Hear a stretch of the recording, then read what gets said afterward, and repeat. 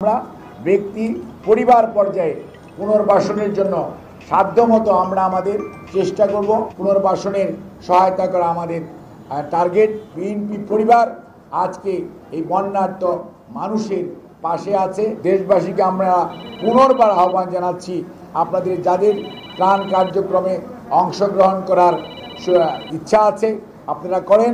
প্রয়োজন ছিল খাদ্যদ্রব্য, সেটি আমরা আজ পর্যন্ত এবং আগামী 2 দিন পর্যন্ত অব্যাহত রাখব। তার পরবর্তীতেই পুনর্বাসনের মধ্যে আমরা একটা হচ্ছে যে তাদেরকে বাড়ি ঘর করতে কিছুটা সাহায্য করা, আরেকটা হচ্ছে গবাদি পশু এবং তাদের কৃষি সহায়তা করা, অর্থাৎ কৃষির জন্য ধানের বীজ বলেন অথবা চারা বলেন এগুলো সরবরাহ করা। সেই সাথে অনেকের স্কুল কলেজের বই এবং বাচ্চাদের স্কুল কলেজের বই সেগুলো যেমন অনেক ক্ষতিগ্রস্ত হয়েছে। অর্থাৎ রাস্তাঘাট এটি সরকার হয়তো দেখবে, কিন্তু আমরা ব্যক্তি পরিবার পর্যায়ে পুনর্বাসনের জন্য সাধ্যমতো আমরা আমাদের চেষ্টা করব।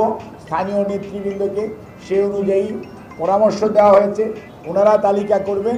আমাদের বিএনপি পরিবার প্রত্যেকটি এলাকাতে তাদের সাধ্যমতো সেই সমস্ত যাদের বেশি প্রয়োজন আমরা হয়তো তাদের কাছে এবং যারা অত্যন্ত আপনার মার্জিনালাইজড সেই গ্রুপ অফ পিপুলের কাছে আমরা আগে যাব এবং তাদের কাছে পৌঁছে দেওয়া, পুনর্বাসনের সহায়তা করা আমাদের টার্গেট এবং সেটি অব্যাহত থাকবে। আর একটি জিনিস এখানে সবসময় আমাদের খেয়াল রাখতে হবে, আমরা তো আর সরকার না। এনজিওর কিস্তি প্রথমবার বিকাশ পেমেন্ট করলেই 20 টাকা ইনস্ট্যান্ট ক্যাশব্যাক। সরকার তার নিজস্ব কার্যক্রম করছে। সরকারের পাশাপাশি আমরা মনে করি রাজনৈতিক দল হিসাবে বিএনপি জনগণের দল, সেই জন্য বিএনপির চেয়ারম্যান জনাব বেগম খালেদা জিয়ার পরামর্শক্রমে আমাদের ভারপ্রাপ্ত চেয়ারম্যান দেশনায়ক তারেক রহমানের সুনির্দিষ্ট নির্দেশনায় এবং আমাদের মহাসচিব সহ জাতীয় স্থায়ী কমিটি এই ত্রাণ কার্যক্রমে বিভিন্নভাবে অংশগ্রহণ করেছে এবং করছে এবং অব্যাহত রেখেছে।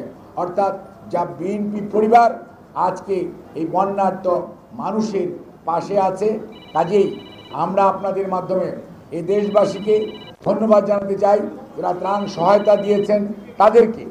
আর যারা এখনও মনে মনে চিন্তা করছেন সহযোগিতা করবেন তাদেরকে আহ্বান জানাতে চাই যে আপনারা আপনাদের সেই ত্রাণ যত ক্ষুদ্রই হোক আপনি সেটি যদি এখানে আমাদের কাছে জমা দেন, আমার ধারণা ক্ষুদ্র ক্ষুদ্র প্রচেষ্টাই একটি বড় সহযোগিতা হিসাবে এগিয়ে দাঁড়াবে। কাজে আপনাদের মাধ্যমে দেশবাসীকে আমরা পুনর্বার আহ্বান জানাচ্ছি, আপনাদের যাদের ত্রাণ কার্যক্রমে অংশগ্রহণ করার ইচ্ছা আছে আপনারা করেন।